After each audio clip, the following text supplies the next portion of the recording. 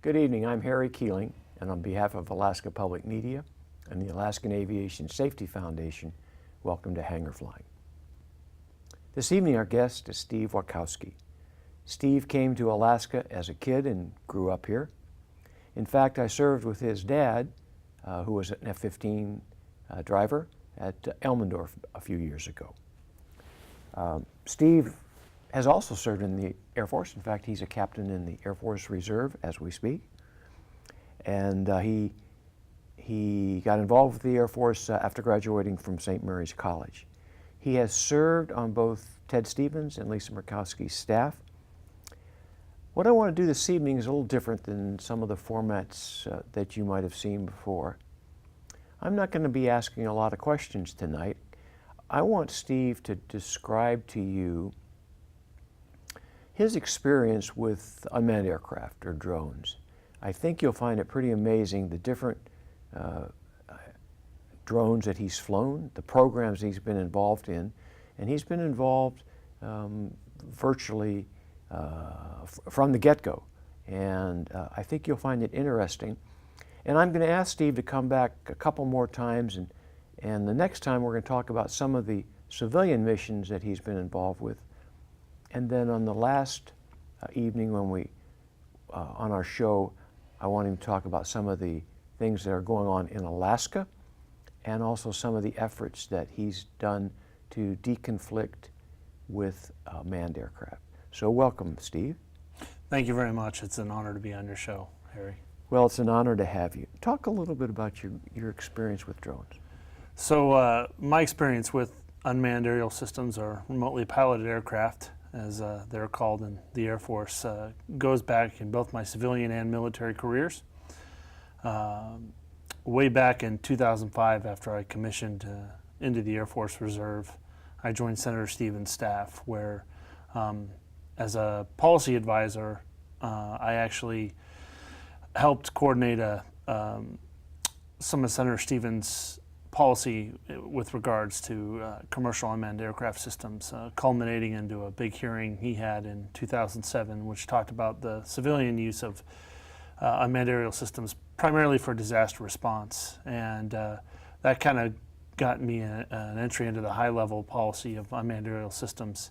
Around that same time, the Air Force trained me as a combat communications officer, but I also picked up a secondary trade or specialty, if you will, in operating small unmanned aircraft systems. And these are primarily the 10-pound or below small tactical UASs. And I did my training at Air Force Special Operations Command in Hurlburt Air Force Base in Florida. And that's when I got trained on the aero environment suite of UAS to operate them in tactical environments and tactical situations. So talk a little bit about I would assume you flew the Raven and the Puma and the Wasp, probably? Flew all three ops systems. I actually brought one today for a little show and tell. This is one I'm familiar with, the Raven. Right, and this is a Raven A, and this is actually one that I've flown for the Air Force in the Arctic, which I'll talk about in a little bit. But this is, again, a very small UAS system. It can fit in your backpack, and it's flown off Humvees or off roofs. And this is primarily used for the ground troop to see over the next hill, or to look at night with infrared. And I'll put it together real quick for you. And you can see, ladies and gentlemen, this is a pretty small vehicle. It weighs 4.2 pounds and right. About a four-foot wingspan, but pretty effective. And yep. gets an idea of the size of it. Puts together, and it'll fly for about an hour. And again, it enables you to kind of look ahead over the next hill and or protect your convoy, make sure guys aren't digging IEDs. And this was kind of really innovated and built upon in the post 9/11 era in the global war on terror, used in Iraq and Afghanistan to help smaller, either company or platoon size elements get their own eyes in the sky.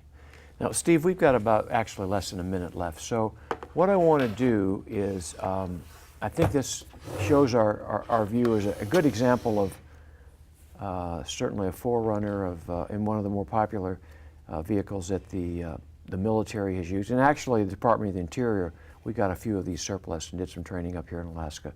But what I'd like to do is get you back on the program next time and expand a little bit more about some of the other UASs that you have flown, particularly with civilian missions. I think that would be interesting to our folks. So I look forward to getting you back on the program next time, and we'll pick it up from there. Great. Thank you very much, Harry.